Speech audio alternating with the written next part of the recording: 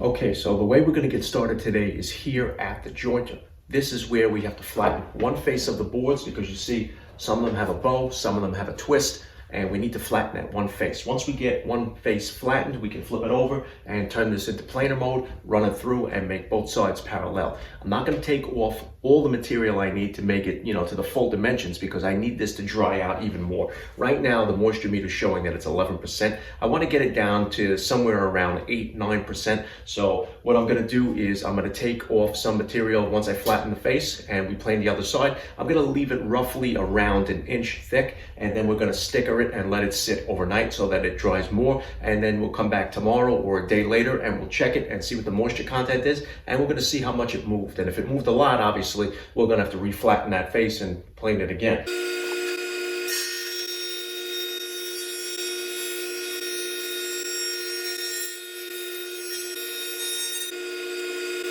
Okay, so I've milled one face of each one of these boards. Now there's 20 boards here, so each one of these is going to be joined up as a door. What I'm going to do now is run them through the planer and take off some of the material on top to make everything parallel. You can see the difference from this is the unmilled side and this is the flattened face. Now you can see not only is it nice straight grain that I picked out, but this is a nice flat level surface. So that side is going to be going down onto the planer so that this unmilled side will be parallel with that. Everything will be flat.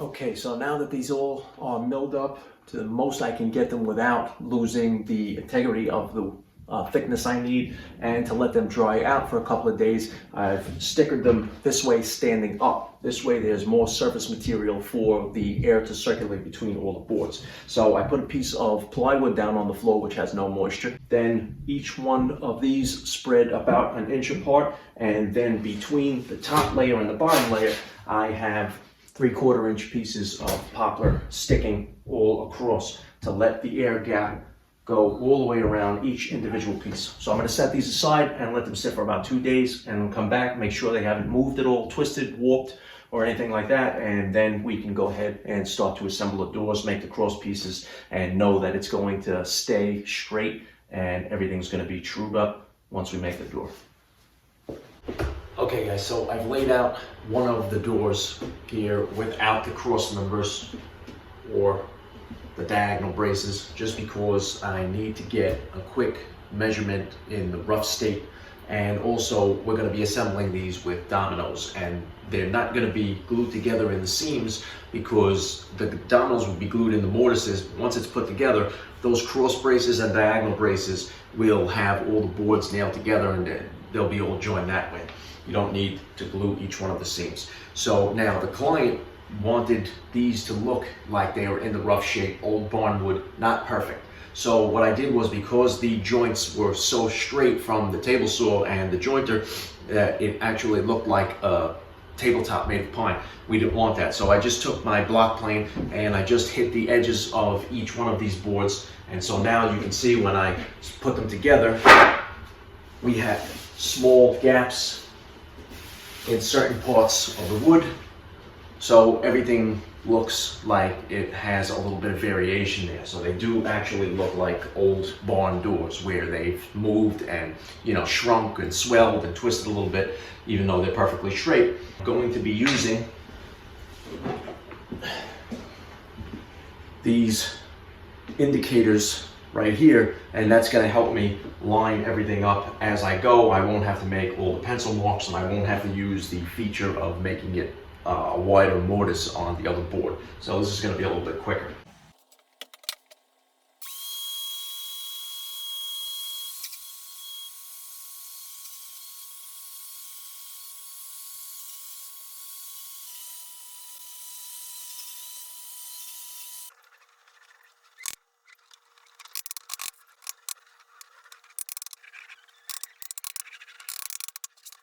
Okay, so now I have it assembled, but for obvious reasons, before I put the cross braces and the diagonal braces on, I'm going to sand it all down for the fact that once those cross braces are in, it's going to be too hard to get to those corners. So I could do the whole thing now, and then once I put those in, then I could sand the cross braces, and everything will be much easier that way.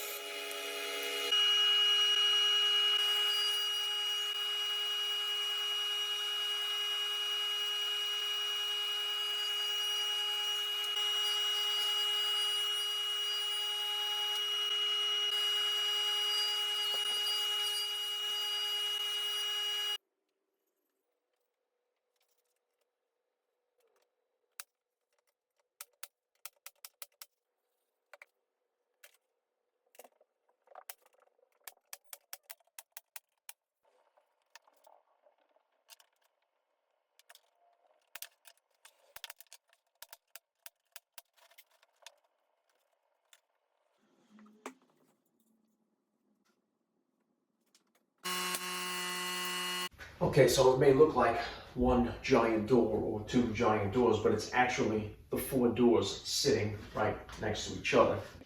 1, 2, 3, and 4. So now I need to make cross braces, but I have to do it in such a way on these doors that I can do it with just one board. So the easiest way to do it is to put the board on one end across. Try not to waste a lot. Okay. Now this is going to be resawed in half, so I can cut it just about here. There, so now I'm going to take the board, flip it end for end, and cut it about right there.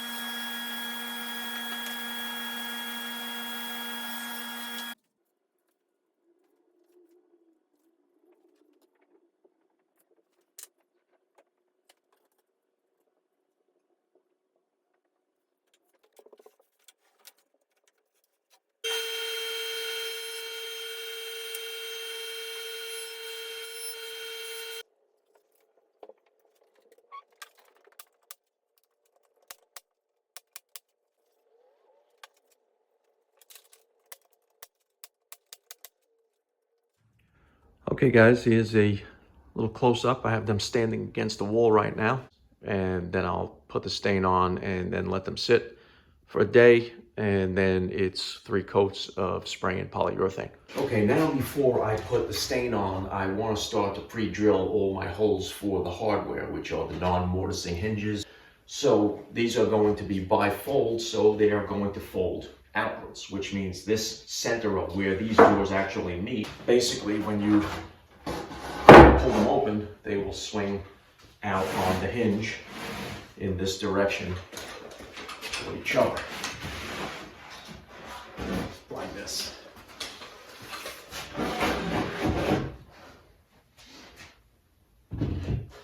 So this is where it would get confusing, I've been told, for most people to install the non-mortise hinges. Okay, so I'll run, through it real quick for you. I'm gonna flush them up at the top as best I can.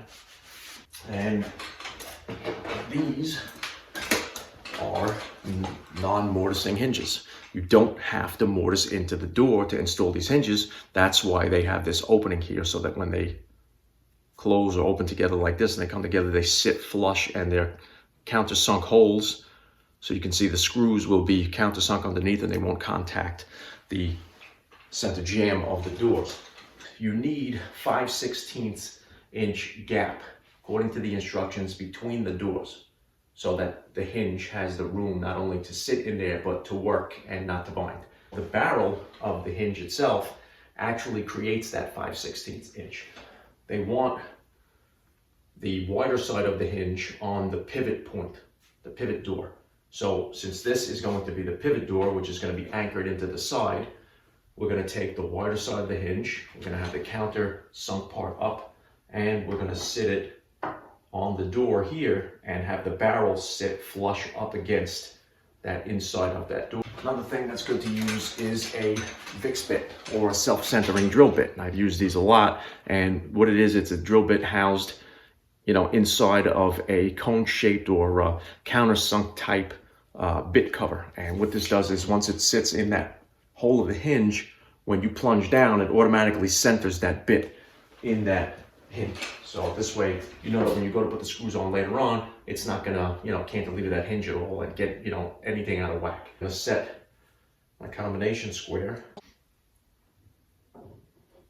put that on the edge there, and I'm going to move the hinge up to where I need it to be. Once it hits that, pull that off.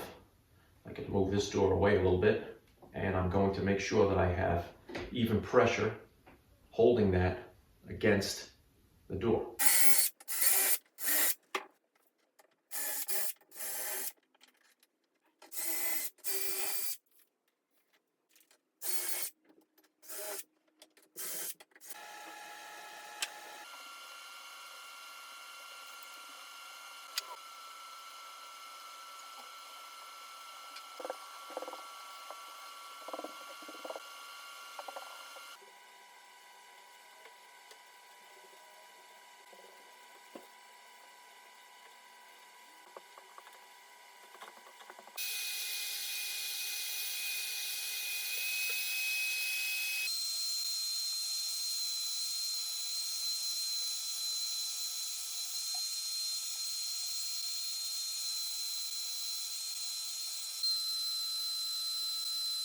Okay, so I have the doors standing up. They're all finished. It has 3 coats of the poly. They're all done. They're ready to be installed. All I have to do now is install the roller pivot, spring, and the pivot itself. And then on the bottom, another pivot goes on the bottom of the actual pivot door, which is going to be sitting against the jamb. There's going to be a part on the bottom that holds that in place, and a part on top of the track that holds the other top in place. So this door will just pivot outwards this way, and this door will, with the roller on the top, roll along the track to open. I'm sure you're familiar with bifold closet doors. So what we need to do is tap these into place. I've drilled 7/16 inch holes. So we're just going to take a block of wood, a beater block, and we're going to lightly tap these in. So the roller has to go on the door that's going to actually roll inwards, and the pivot spring will get tapped into the part of the pivot that goes up against the jamb. So I'll just push that in by hand as far as I can, and the other side, which is the pivot, I will push that in over here as far as I can. And they're going to be a little snug because they have to be tapped into place. So what you'll do is, because you can see this, like plunging action on that, and just plunge it down and lightly tap it in until the flat part is seated.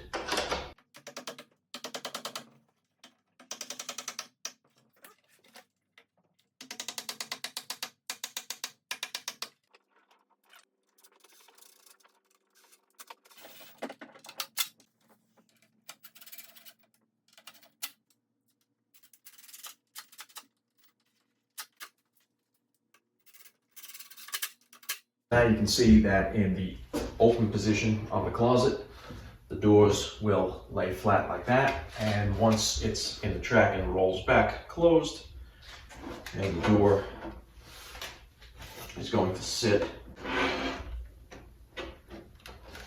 flush just like that in the opening. And then obviously we're going to put some sort of a handle.